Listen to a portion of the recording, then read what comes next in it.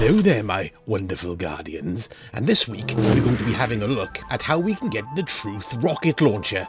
Yes, that's right, it's the new exotic quest, well, the first one in the Season of Opulence. So let's not cock about. The first thing you need to do is go straight and do a run of the menagerie. I'm sure by now we've all had a little run through of this, so get to the end, boss, smash his face in, and then he'll drop this for you. And if you have a quick squiz at it, you'll see we have to go and see the lovely Petrovenge.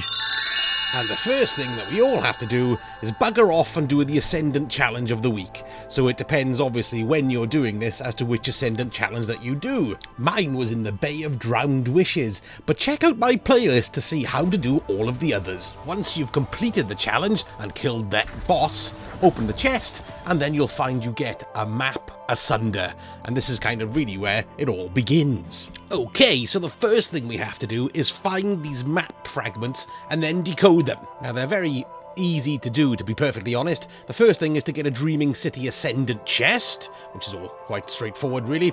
Then just finish any Nightfall strike, pretty easy if you have chums to do it with, quite tricky if you're on your own. But the other two fragments are a bit more specific. The first one you can find while on Nessus. The best landing zone to pick is Watcher's Grave, which is right by Averna's new barge. You have to be Ascendant to do this, so make sure you've taken your tincture of Queen's Foil, or space drugs, like we call it here in Swansea. Anyway, make your way underneath the barge, and keep on going until you reach this area here. So look for the barge, which is there, and as you walk forward, you get to about here. Kill these pricks, because they just do your head in. And there's the first one, which is a bit weird. And there's the next one. Oh my god, they're very thin. There you go, and it's right at the top there. Woof, they're very thin to get up, a bit awkward. Okay, so that's the Nessus one. And the next one, you have to kill a particular ogre in the Jetsam of Saturn. I was going to say the Flotsam of Saturn then, because it's Flotsam and Jetsam, see? Anyway, follow this route that you can see on screen here, and that will take you directly to the the ogre. Let's have a bit of music while we get there, and so you can see the route that I take.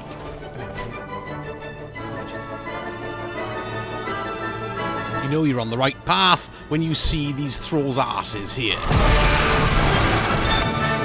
Just keep on following the way, it's very simple, until you find that bloody ogre.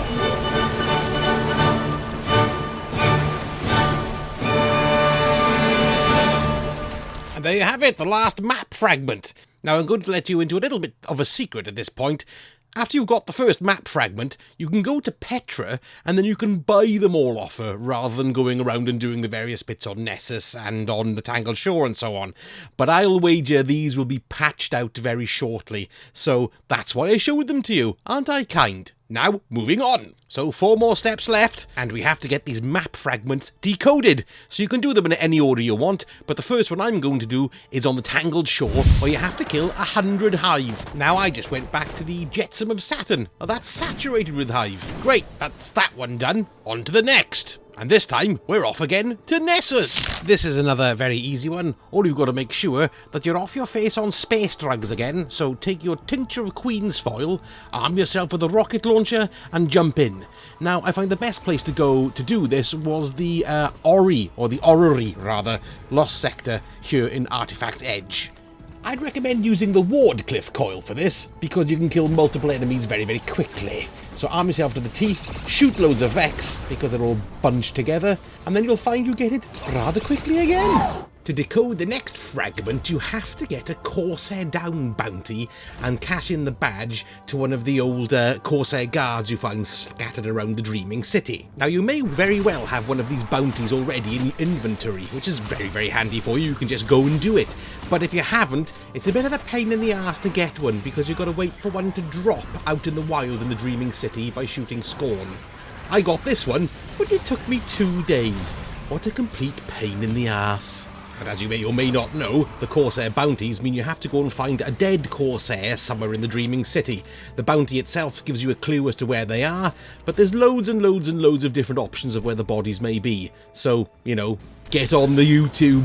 Now once you've completed the bounty, you get a badge from killing the bunch of enemies who turn up after you check out the body, and then take the badge and deliver it to some Corsair encampments that you'll find spread out around the Dreaming City. We're nearly there, Guardians. This is the final bit of the map fragment to decode, and the longest stage to do, really. You've got to do 3 Nightfalls and get 60 kills with a rocket launcher. And those Nightfalls have to have a power handicap of 100. So here's quickly how to do this in case you don't know. Get yourself a 5 of Swords Nightfall card. If you haven't got one, you buy them from Xur. Then this is where you actually adjust the modifier itself.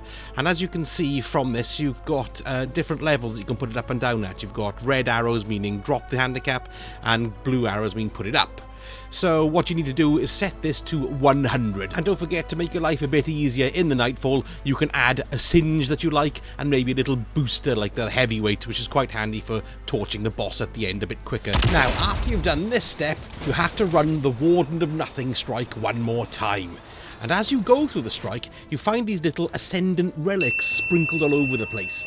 As you can see, I missed this one and shot just straight past it, but there's 5 that you need to collect as you go through, and you can collect them as a fire team. You don't have to collect them yourself. Even if the others aren't doing the quest, they'll all still count. This next one I found just after the main tram section. As you're walking up the stairs, you can see it would be here on the top of those orange pipes.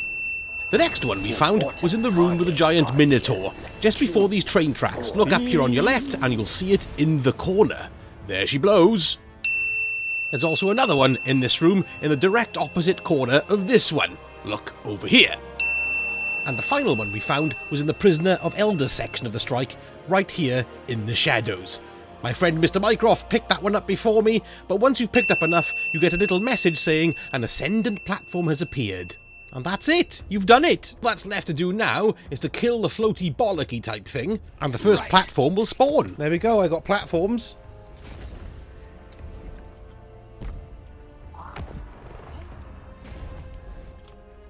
Another one.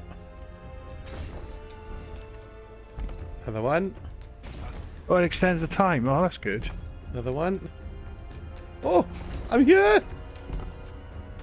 And...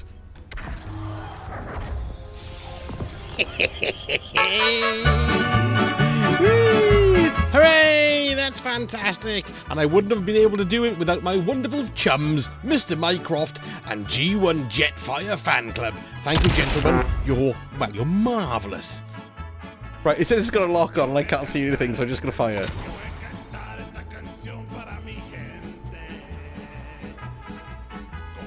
Yeah! Well, as you can see, the tracking's pretty cool on it, and I must admit it comes in incredibly handy whilst invading in Gambit. Well, that's it for this Destiny 2 video, Guardians. Let's all get drunk and put bangers in Zavala's shoulder pads. Time sausages. Gaming channel.